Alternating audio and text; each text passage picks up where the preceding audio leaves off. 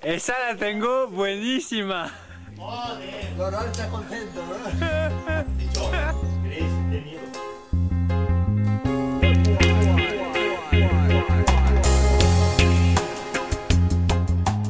So yeah, I've been using the Grigri for 15 years. It's kind of embarrassing, but I'm kind of scared to belay without the Grigri.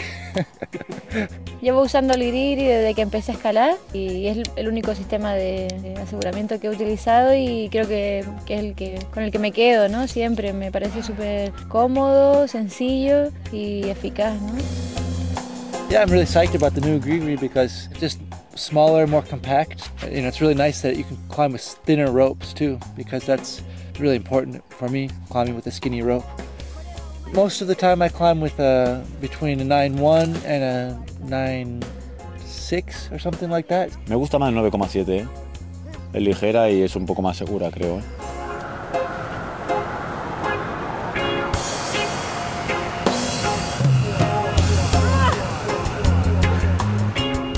Aujourd'hui, les grandes voies extrêmes, la difficulté elle est vraiment haute. Pour grimper sur un niveau très haut, genre Alibaba, il faut que tout soit parfait. Et aussi niveau matos, il faut qu'on soit le plus léger possible. On grimpe avec une corde simple et on assure avec un Grigri. Le Grigri 2, il est parfait pour ça, parce qu'il est petit, il est léger et ça te permet d'être encore mieux. To have this new Grigri that works on this size rope is really key for me. And it's also really nice, the new one, it has a really nice smooth lowering action, so you can really control the opening closure of the thing. Vale.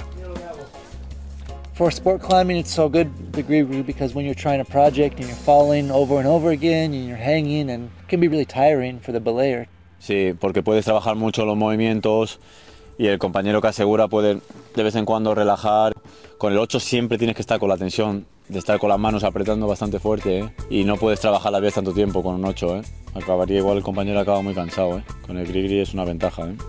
Especially with this new Grigri, that it really gives you a lot more control with the lowering action. So you can really be more precise with that and lower them just at the right speed that they need to be lowered. That's really key too. Oh man.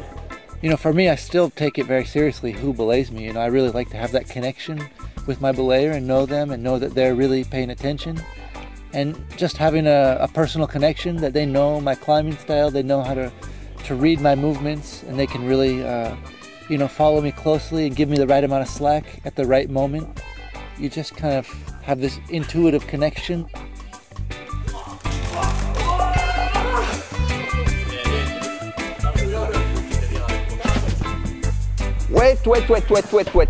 Wait. It's not finished yet. Steve! Come on! Hi guys, my name's Steve McClure. So when you buy a belay device, do you ever take the time to look at one of these things? These things are packed full of information and they usually go straight in the trash. Take a time just to have a look through these things. So what have we got in here? First of all, be attentive.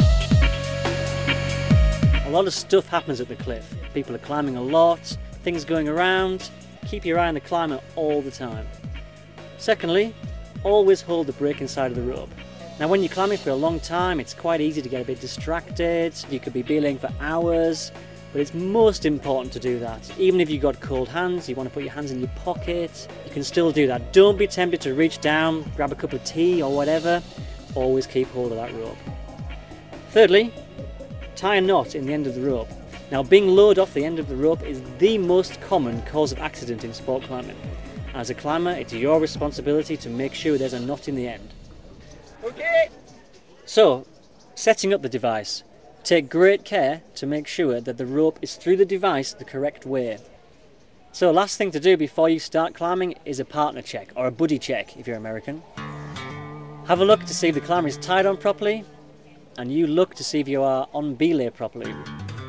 There's loads more things we can do before setting off, and everybody has their own individual thing.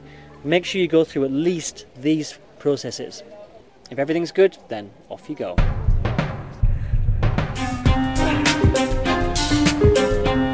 So, on the other side of this technical notice, how to use the device. The Grigri should really be used as any normal belaying device, the same as any normal friction plate.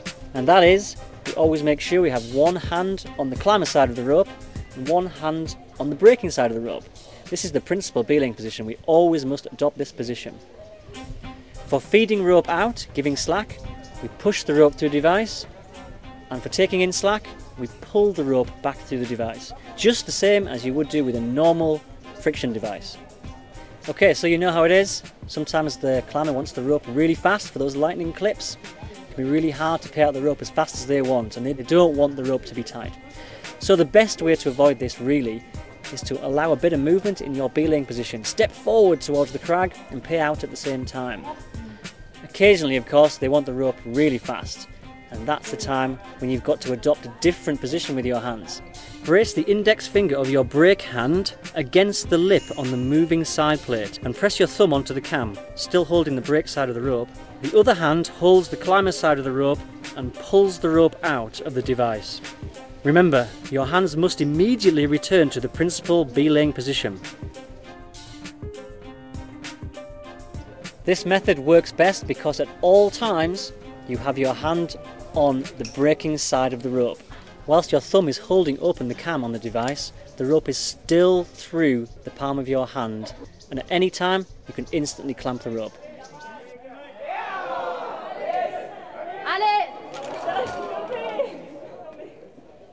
So what happens if a climber should fall?